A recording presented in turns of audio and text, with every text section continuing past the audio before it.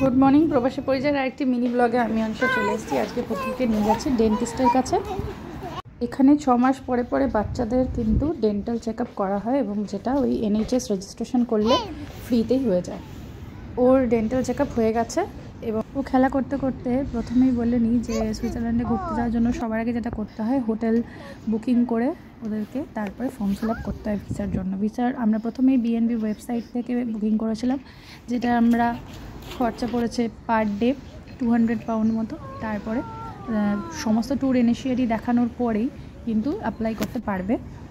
যেটা হচ্ছে আমরা করেছিলাম TLS ভিসার অফিসিয়াল ওয়েবসাইট থেকে এবং ওটাতে মোটামুটি আমাদের সব মিলিয়ে খরচা হচ্ছে ওই অ্যাপ্লিকেশন ফর্ম 84 পাউন্ড এবং 200 পাউন্ড হচ্ছে ভিসা করতে খরচা।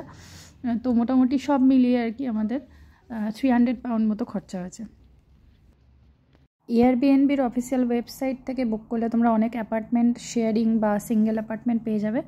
তো আমরা শেয়ারিং অ্যাপার্টমেন্টে ছিলাম 4 নাইটস মতো, আমাদের সেখানে খরচা হচ্ছে 650 পাউন্ড মতো। আমরা ইউরেলের পাস কেটেছিলাম অফিসিয়াল ওয়েবসাইট থেকে, যেখানে আমাদের দুজনের পড়েছিল 555 পাউন্ড এবং এখানে বাচ্চাদের জন্য ফ্রি। আমরা ইউরেল পাস কেটেছিলাম কারণ কদিন পরে আমরা প্যারিস যাব তাই।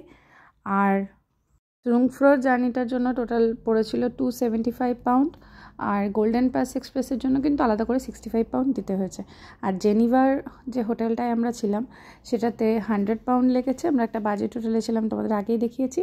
আর মাউন্ট ইটলিজেরও কিন্তু যে রোপওয়ে আর যেগুলো রয়েছে সেগুলোতে টোটাল লেগেছে 130 পাউন্ড মতো। তো আমাদের সুইজারল্যান্ডের পুরো ঘোরাটা পড়েছে 2900, অর্থাৎ ওই 3 লাখ টাকার কাছে। গুরুদুয়ারার কাজ শেষ হয়ে গেছে, এবার লাঙ্গার খেয়ে বাড়ি যাব।